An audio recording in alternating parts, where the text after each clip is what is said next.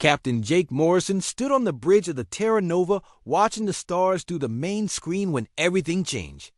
The ship had been exploring the outer rim for 3 months, and the crew was getting tired of empty space. Lieutenant Amy Rodriguez sat at her station checking for signals, like she did every day, but this time something was different. Her screen started flashing with patterns she had never seen before. Amy turned to look at Jake with wide eyes. The signal was not coming from any human ship or station. It was something else entirely, something alien. Jake walked over to her station and looked at the strange symbols moving across her screen.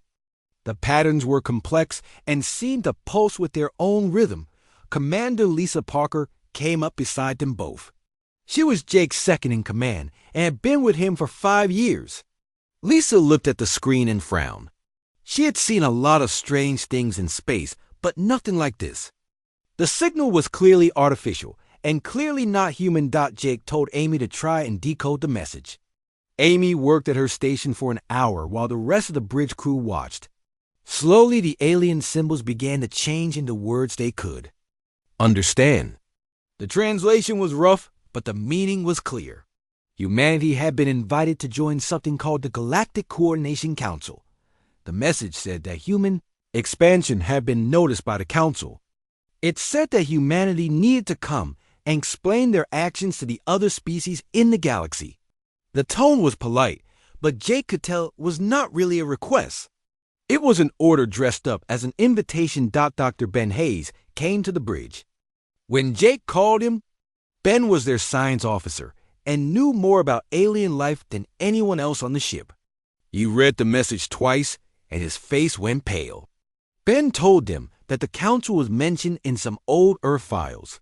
It was supposed to be a group of alien races that controlled most of the galaxy. The message said that a Zilani ship would meet them at coordinates that were 3 days away. The Zilani were the diplomatic corps for the council. They would escort the Terra Nova to a place called Nexus Prime, where humanity would face the council. Jake looked at the coordinates and realized they were being asked to travel deeper into unknown space than any human had gone before. Lisa asked what would happen if they refused to go. The message did not say, but Jake could guess. A civilization that controlled the galaxy probably had ways to make people do what they wanted. Amy found more information buried in the signal. The council had 47 different alien species. Some of them had been members for thousands of years. Jake made the hardest decision of his career. He told Amy to send a message back to Earth through their quantum communication system. Admiral Kate Sullivan needed to know what was happening. Earth needed time to prepare for what might be humanity's first real contact with galactic civilization. The message to Earth was simple. Aliens had made contact, and they wanted to meet. Jake included all the information they had about the council and the meeting at Nexus Prime. He told Admiral Sullivan that the Terra Nova would go to the meeting as requested. Someone had to represent humanity, and his ship was already closest. To the coordinates, Ben spent the next few hours going through every file they had about alien contact protocols. Most of it was theory and guesswork. Humans had found evidence of alien life on dead worlds, but had never met a living alien before. Now they were about to meet representatives from 47 different species all at once. Tony Miller came up from engineering to tell Jake that the ship was ready for whatever might happen. Tony was their chief engineer and could fix anything that broke. He had been making sure all systems were working perfectly since they received the alien message. Lisa had the security team checking all weapons and defenses, even though she knew they would be useless against advanced alien technology. 3 days later, a ship appeared on their sensors. It was unlike anything humans had ever built. The Zilani vessel was made of what looked like living crystal that changed colors as it moved. It was beautiful and terrifying at the same time. The ship sent a simple message telling the Terra Nova to follow. Jake gave the order to follow the alien ship into the unknown. None of them knew what waited for humanity at Nexus Prime, but they were about to find out. The Terra Nova turned away from human space and headed toward a meeting that would change everything. Behind them, Earth was preparing for the impossible. Ahead of them waited the Galactic Coordination Council and humanity's first test among the stars. Admiral Kate Sullivan received Jake Morrison's message while she was drinking her morning coffee at Earth Defense Command. The hot liquid went cold in her hands as she read the report 3 times. First contact with alien life had finally happened. And it was not what anyone had expected. These aliens were not explorers or traders. They were judges. Kate immediately called an emergency meeting with President Frank Carter and the Global Defense Council. The council room filled with the most important people on Earth. Within 2 hours, Dr. Helen Price arrived first. She was Earth's top expert on alien life and had spent years studying the possibility of contact. Her face was serious as she read the Terra Nova's report. President Carter looked older than his 60 years as he listened to Kate explain the situation. Humanity was being summoned to appear before a galactic government that had existed for thousands of years. The timing could not be worse. Human colonies were spread across dozens of star systems and growing every year. If these aliens wanted to stop human expansion, they had the power to do it. Colonel Danny Wright slammed his fist on the table and said they should send a battle fleet to protect the Terra Nova. Danny had fought in the colony wars and believed that strength was the only language anyone understood. He said the aliens were probably planning to attack human space, and this meeting was just a way to get humans to lower their guard. Secretary of State Nancy Brooks disagreed completely. She said that starting a fight with aliens who controlled the galaxy was the fastest way to get humanity destroyed. Nancy believed that diplomacy was the only safe choice. She wanted to send negotiators and gifts to show that humans were peaceful and willing to cooperate. Dr. Price studied the information about the Galactic Coordination Council that Ben Hayes had sent from the Terra Nova. She told the council that most of the alien species were very old and had probably evolved beyond the kind of conflicts that humans still fought. They might see human expansion as primitive and dangerous. The debate went on for hours. Danny wanted to mobilize every ship in the Earth Defense Fleet. Nancy wanted to prepare surrender terms that might save human civilization. Kate listened to both sides, but kept thinking about Jake Morrison and his crew. They were heading into the unknown with no backup and no real idea what they were facing. Meanwhile, the Terra Nova followed the Zilani, ship through space that no human had ever seen. The journey took 5 days, and during that time the crew learned more about where they were going. The Zilani ship sent them information about Nexus Prime and the council species they would meet there. Nexus Prime was a massive space station built around 2 stars. It was neutral territory where all council species could meet safely. The station was older than human civilization and had been the center of galactic government for 10,000 years. Jake looked at the pictures of Nexus Prime and realized that humans had never built anything even close to its size. Amy Rodriguez worked day and night to learn the basic communication protocols used by council species. Each alien race had different ways of speaking and thinking. Some communicated through chemical signals. Others used colors or sounds that humans could barely detect. The translation systems were incredibly complex, and even small mistakes could cause major problems.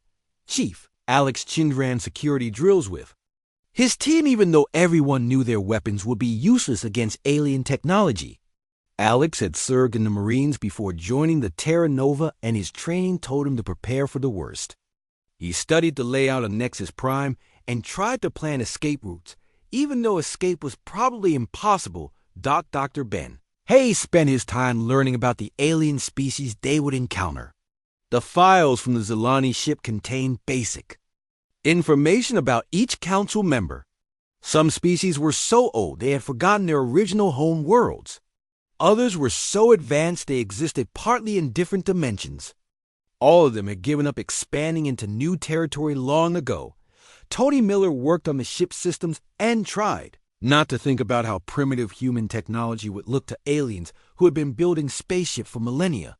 The Terra Nova was one of the most advanced ships in the human fleet, but compared to the Zilani vessel, it looked like a toy.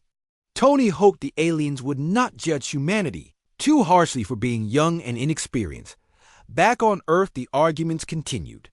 President Carter finally made the decision that would determine humanity's future. Earth would prepare for the worst, but hope for the best. The defense fleet would be placed on high alert, but would not move toward Nexus Prime unless the Terra Nova was attacked. Diplomatic teams would prepare multiple response plans depending on what the aliens wanted. Dr. Price was chosen to lead a second ship to Nexus Prime if negotiations continued beyond the first meeting. She would bring a team of scientists and diplomats who could help explain human culture and technology to the aliens. The ship would carry examples of human art and music, along with detailed information about human history and achievements. Kate Sullivan sent one final message to Jake Morrison before the Terra Nova reached Nexus Prime. She told him that Earth was proud of his crew and trusted them to represent humanity well. She also told him that whatever happened at the meeting, he should remember that humans had survived ice ages and wars and disasters that would have destroyed weaker species. The Terra Nova approached Nexus Prime just as Kate's message arrived. Jake read her words while looking at the massive alien station growing larger on his screen.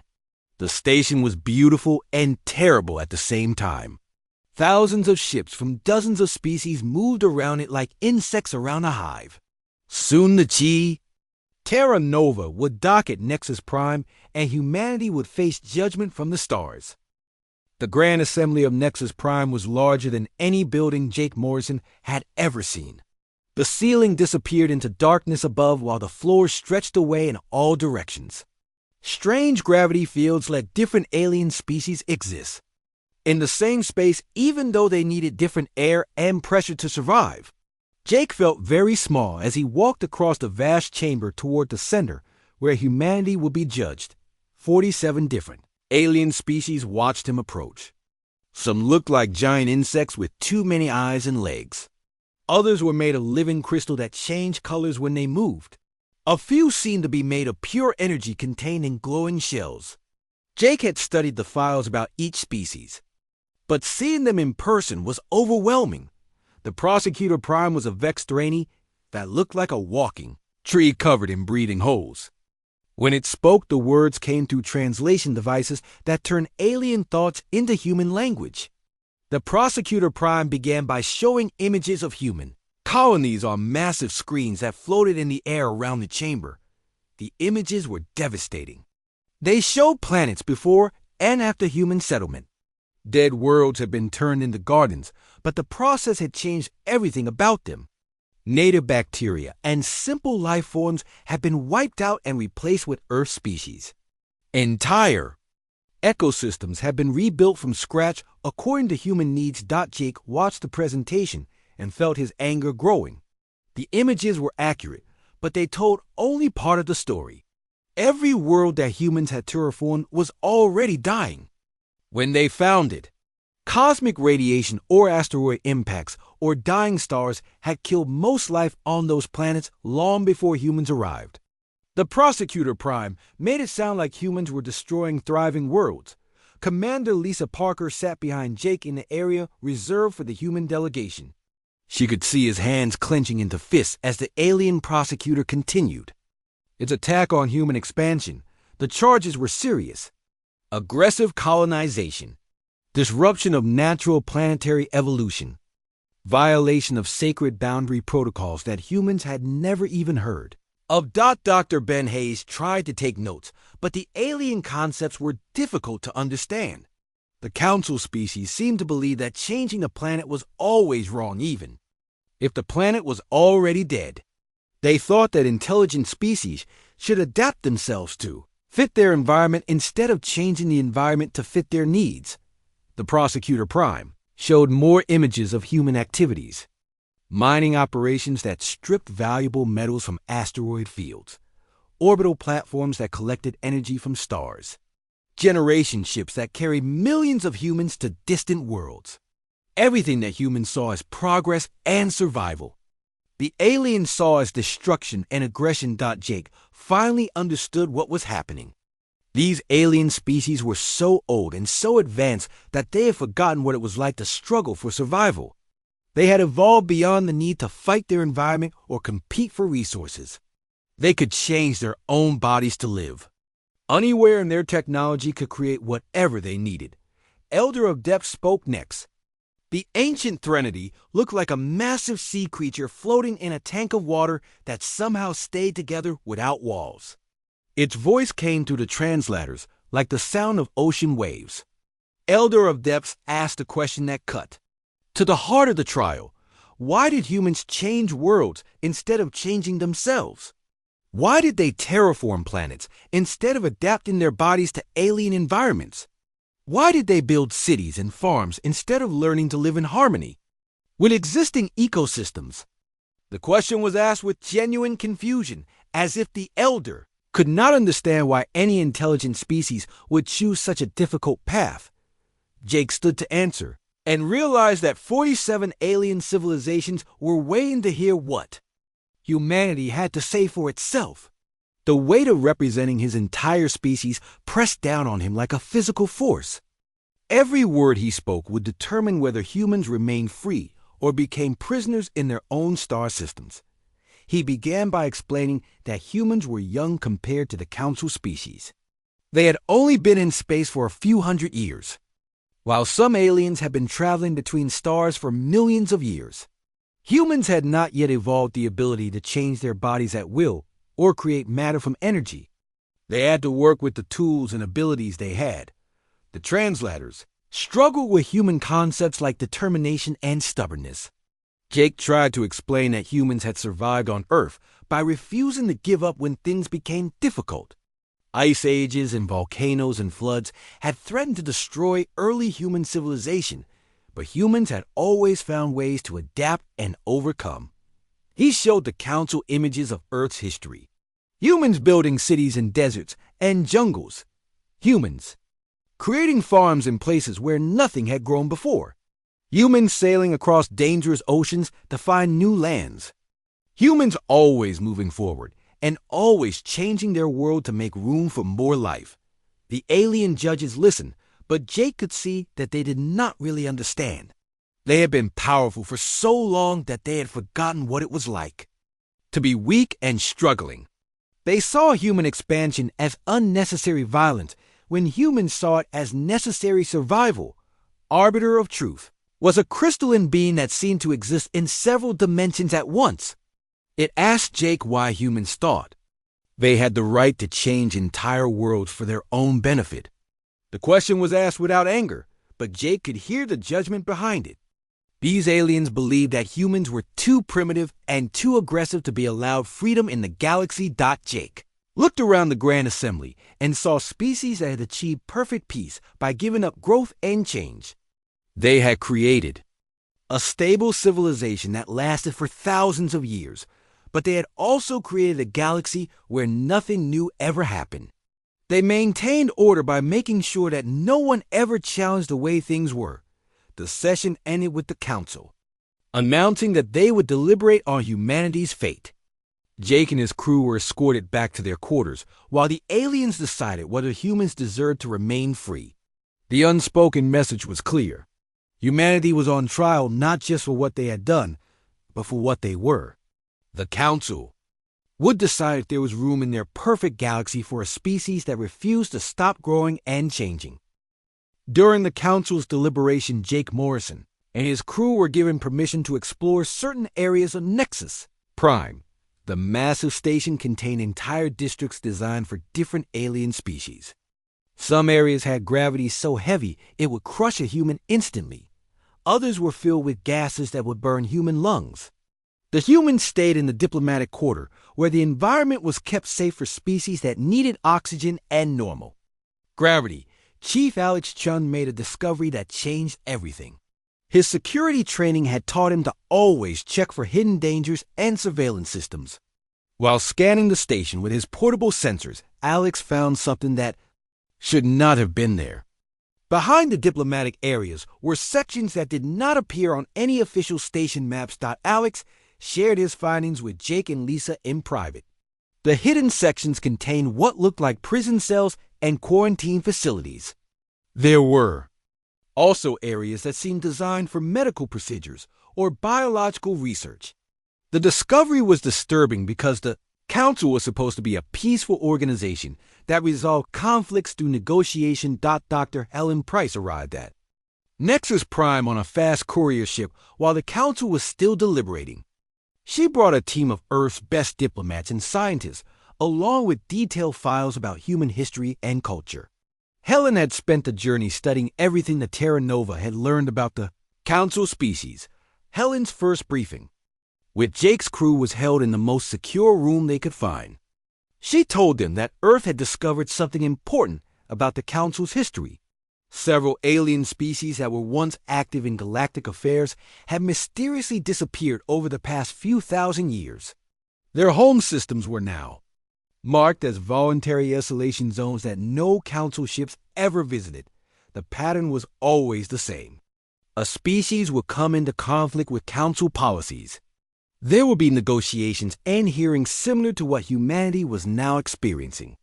Then the species would announce that they were withdrawing from galactic civilization to pursue their own development. After that, they were never heard from again. Lieutenant Amy Rodriguez had been monitoring Council communications since arriving at Nexus Prime. Her translation programs were getting better at understanding alien languages, and she had managed to decode several classified transmissions. The messages she intercepted were deeply troubling. Amy brought her findings to the emergency meeting in the secure room.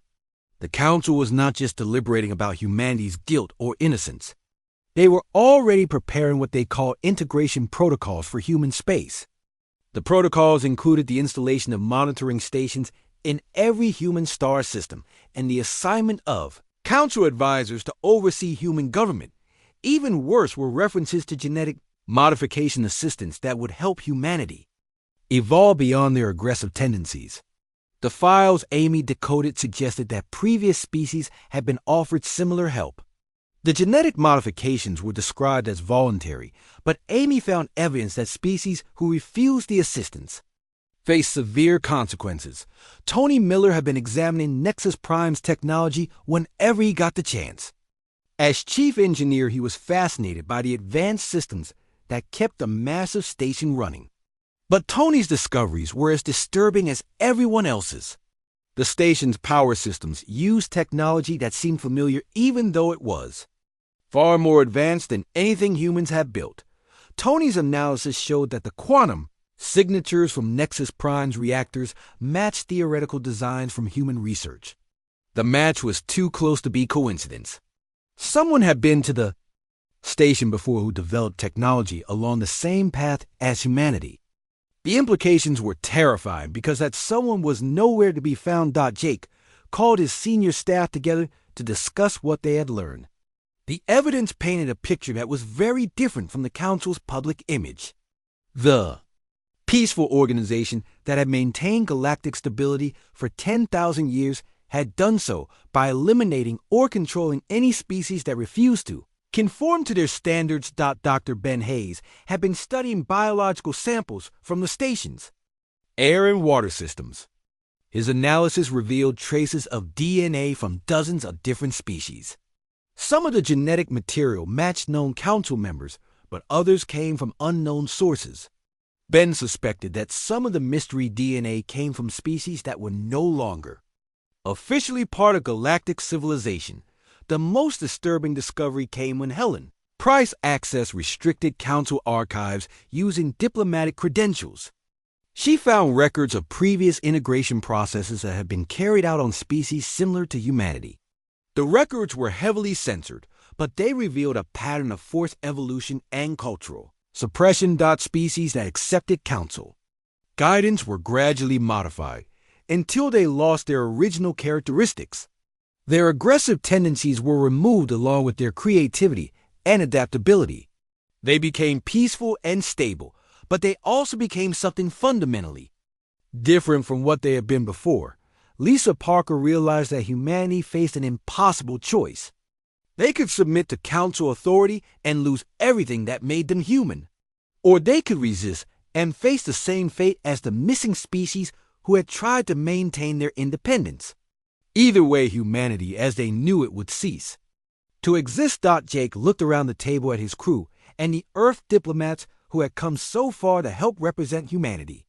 They were good people who dedicated their lives to exploring space and advancing human knowledge.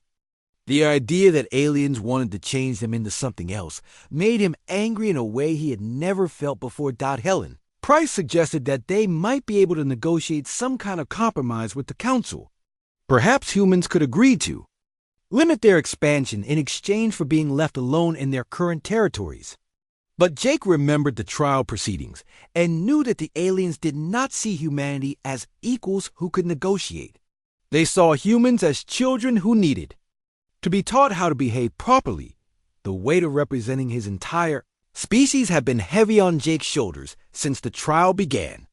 Now he realized that he might be making the last free choice that any human would ever make. Whatever he said when the Council reconvened could determine whether future generations of humans would grow up free or as modified servants of an alien. Government. Alex Chun had one final piece of information that sealed their understanding of the situation. His security sweeps had detected weapon systems hidden throughout Nexus Prime. The station was not just a diplomatic meeting place. It was a fortress designed to contain and control any species that might threaten Council authority. Jake made his decision as he prepared for humanity's final statement to the Council. Earth had sent him to represent the human race, and that was exactly what he intended to do. He would speak for every human who had ever refused to give up in the face of impossible odds. He would speak for the explorers and pioneers who had carried humanity to the stars. And he would speak the words that would define humanity's place in the galaxy forever. The Grand Assembly reconvened with all 47 Council species present to hear humanity's final defense. The massive chamber felt even larger than before as Jake Morrison walked alone to the defendant's podium. His crew watched from the gallery, while alien judges that had ruled the galaxy for millennia waited to hear what humanity had to say for itself. The eldest of all floated at the center of the chamber in a containment field that sparkled with energy. The ancient crystalline being was older than human civilization and had seen countless species rise and fall. Its voice echoed through the translation systems as it asked for humanity's formal response to the charges that had been brought against them. Jake looked around the vast chamber at creatures that represented the ultimate achievement of galactic civilization. They had created perfect peace and perfect order. They had eliminated war and conflict and suffering from their corner of the universe. They had built a society that could last forever without change or growth or risk. Admiral Kate Sullivan's final message echoed in Jake's mind as he prepared to speak. She had told him to represent all of humanity and to speak for what made humans different from every other species in the galaxy. Jake took a deep breath and said the words that would change everything. "We're not sorry." The reaction was immediate and explosive. Translation systems throughout the chamber began flashing error messages as they struggled to process a concept that did not exist in most alien languages. Several species released distress chemicals into their breathing apparatus. Others changed colors rapidly in what could only be interpreted as shock. The eldest of all demanded clarification through speakers that crackled with static. Jake continued speaking while the chaos grew around him. "You charge us with changing worlds to suit our needs. We're not sorry. You condemn us for refusing to adapt ourselves to hostile environments. We're not sorry. You call us aggressive for taking action when others would accept extinction. We're not sorry." The Prosecutor Prime released a cloud of chemical signals that the translators interpreted as outrage. It had never heard a defendant species refuse to acknowledge wrongdoing. Every civilization that had appeared before the Council had eventually accepted guidance and submitted to integration protocols. Humanity was the first to openly reject the Council's authority. Jake gestured toward the evidence screens that still showed images of human expansion across the galaxy. Every world you showed us was dying. Every ecosystem we disrupted was already collapsing. We didn't destroy life. We preserved it. We didn't invade thriving worlds. We brought life to dead ones. Elder of Depths emerged partially from its water. tank and spoken tones that made the translation system struggle. It asked why humans thought they had the right to make such decisions without consulting the council. Why humans believed they could terraform planets and move species around without permission from the galactic government. Jake's voice rose above the sound of 47 alien species trying to process what they were hearing. You've spent 10,000 years maintaining peace by ensuring nothing ever changes.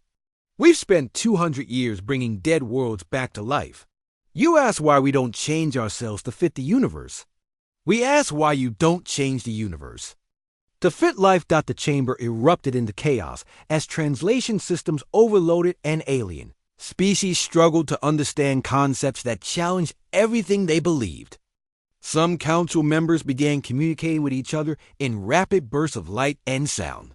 Others retreated into their environmental suits as if Jake's words were physically dangerous. Commander Lisa Parker watched from the gallery as her captain did something unprecedented in galactic history. He was not just refusing to submit to council authority. He was challenging the fundamental principles that had governed galactic civilization for thousands of years. Jake was suggesting that the council's perfect peace was built on stagnation and fear. Arbiter of Truth tried to restore order by asking Jake to explain what humanity wanted from the council. The crystalline being seemed genuinely confused by Jake's defiance. Every other species had eventually seen the wisdom of council guidance. Every other species had accepted that their primitive ways needed to be changed for the greater good of galactic stability. Jake looked directly at the Arbiter as he answered, "We want you to leave us alone. We want to continue growing and expanding and changing because that's what we are. You call it aggression. We call it life. You've forgotten what it means to struggle and grow and become something more than you were before." The Vexterani Prosecutor Prime released another cloud of chemical signals that the translators rendered as complete bewilderment. It asked Jake if humanity understood the consequences of rejecting council guidance. Did humans realize that their refusal to integrate could lead to their complete isolation from galactic civilization? Jake smiled for the first time since the trial began. You mean the same isolation that happened to all those other species who refused to give up their independence? The ones whose home systems are now marked as voluntary withdrawal zones? The ones who mysteriously decided to pursue their own development without council oversight? The chamber fell silent as Jake's words hit their target. The council's carefully maintained image of peaceful cooperation cracked as he exposed the truth about previous integration failures. Species who refused to be changed had not withdrawn voluntarily. They had been eliminated or imprisoned or modified until they were no longer recognizable themselves. Amy Rodriguez monitored council communications from her position in the gallery and watched as encrypted messages flew between different alien delegations. Some species were demanding immediate action to silence the human representative. Others seemed to be questioning why Jake's accusations were causing such panic among the council leadership. Dr. Helen Price realized that Jake had done something remarkable. He had not just defended humanity's actions. He had put the council itself on trial. He had forced them to confront the reality that their 10,000 years of peace had been built on the systematic suppression of any species that refused to conform. The eldest of all tried to regain control of the proceedings by declaring that humanity's defiance only proved that humans were too dangerous to be allowed freedom in the galaxy. The ancient being announced that the council would now deliberate on appropriate containment measures for human space. Jake raised his voice one final time before the session ended. You can contain our ships, but you can't contain our ideas. You can modify our bodies, but you can't change what we believe. You can force us to submit, but you can't make us stop being human. And maybe that's what scares you the most. The Grand Assembly began to empty as council species retreated to their private chambers to discuss humanity's unprecedented response. Jake walked back to join his crew, knowing that he had just declared war on the most powerful organization in the galaxy. But he had also done something else. He had reminded every species in the chamber what it meant to refuse to surrender. As the humans were escorted back to their quarters. Under heavy guard, Jake could see the effect his words were already having. Young members of ancient civilizations were looking at their elders with new questions. The perfect unity that had maintained galactic peace for 10 millennia was beginning to crack. The Council's response to Jake Morrison's defiance came within hours of the trial's end. The eldest of all announced the verdict through speakers that echoed throughout. Nexus Prime. Humanity was found guilty of all charges and sentenced to immediate quarantine. Council fleets were already moving to establish containment. Barriers around every human star system. Jake stood in the observation deck of their quarters, watching Council ships prepare for departure. The vessels were unlike anything in the human fleet.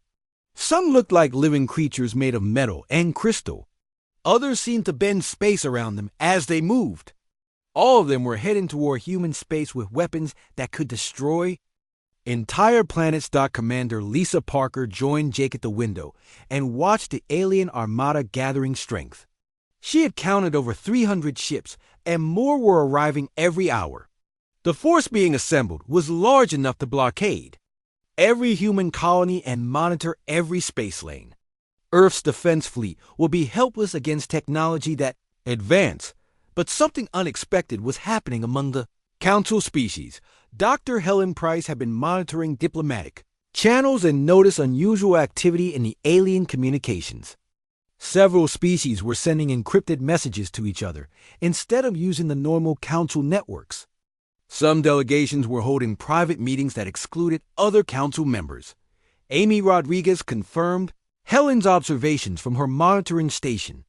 The translation programs were picking up fragments of conversations between different alien species. Many of the discussions centered around Jake's speech and the questions he had raised about Council history.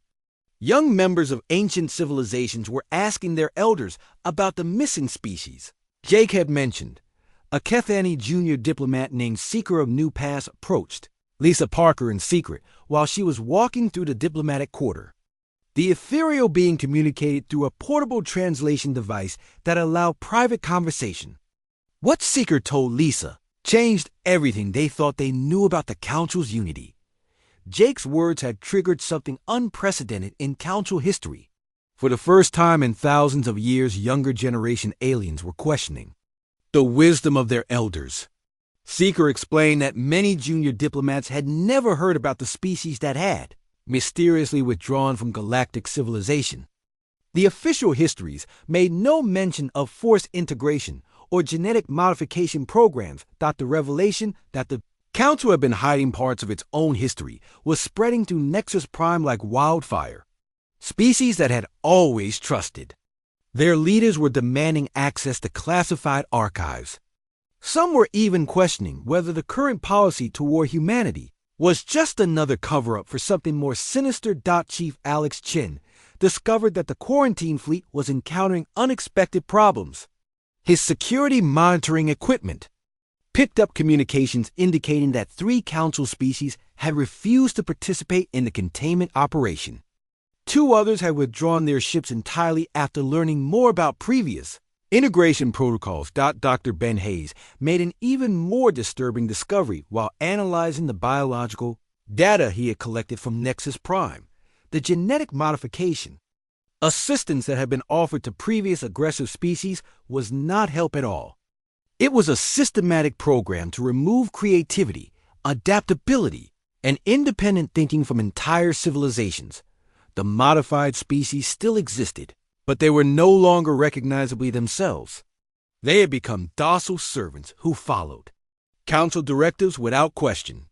Their capacity for innovation had been eliminated along with their ability to challenge authority or propose new ideas. They were alive, but they were no longer truly living. Tony Miller received an encrypted data package from an unknown source while working on the Terra Nova systems. The package contained star charts marking the locations of supposedly extinct civilizations that had refused Council integration. Some of the marked systems were indeed empty, but others showed signs of hidden activity. The data suggested that several species had managed to escape Council control and were hiding in secret. Colonies beyond the reach of galactic government. They had been waiting for thousands of years for someone to challenge the Council openly. Jake's defiant speech was the signal they had been hoping to hear. As news of the internal discord spread through Nexus Prime, the Council leadership tried to maintain order by rushing the quarantine operation. But the damage had already been done. Species that had blindly followed Council directives for millennia were now asking uncomfortable questions about their government's true methods. Admiral Kate Sullivan received regular updates from the Terra Nova through quantum communication links. Earth was preparing for siege as the Council quarantine fleet approached human space. But Kate also learned about the growing dissent among Council species and realized that humanity's defiance had accomplished something remarkable. President Frank Carter addressed the human colonies in a broadcast that reached every settled world. He told them that the Terra Nova crew had spoken for all humanity when they refused to apologize for being human. Even if the quarantine succeeded, Earth would never surrender its essential nature to alien control. Jake Morrison made his final log entry as the Terra Nova prepared to depart Nexus Prime under armed escort. He recorded his thoughts about the trial and its aftermath for future generations to study. Jake believed that humanity had achieved something important, even if they lost their freedom in the process. The quarantine barriers began activating around human space as Council fleets reached their assigned positions. But the containment operation was hampered by continuing defections from species who no longer trusted their leadership. The monolithic unity that had maintained galactic peace for 10,000 years was fracturing. Young voices from dozens of species were asking the same dangerous question across the galaxy. What if the humans were right about growth and change being necessary for true life? What if the Council's perfect peace was actually a form of death that had lasted for too long? The Terra Nova crossed back into human space under escort, but the crew knew their mission had succeeded in ways they never expected. They had not saved humanity from quarantine, but they had planted seeds of doubt in minds that had not questioned authority for thousands of years. Jake's final words echoed through Council space as encrypted messages carried them to hidden colonies and dissatisfied species throughout the galaxy. Ideas were harder to contain than ships, and the concept of refusing to surrender had been released into a civilization that had forgotten what defiance meant. The quarantine held, but it was incomplete. Too many Council species had withdrawn their support, and too many questions had been raised about the government's true nature. For the first time in 10,000 years, the Galactic Coordination Council faced the possibility that their perfect order might not last forever. Humanity remained trapped within their own star systems, but they had accomplished something that no previous species had managed. They had broken the Council's image of moral authority and planted the seeds of rebellion in minds across the galaxy. The humans had shown that saying no was still possible, even when facing impossible odds. The galaxy would never be the same again, because one ship captain had refused to apologize for being human. The Council's reign of enforced peace was ending, and no one knew what would replace it. But for the first time in millennia, the future was uncertain, and that uncertainty meant that change was possible once again.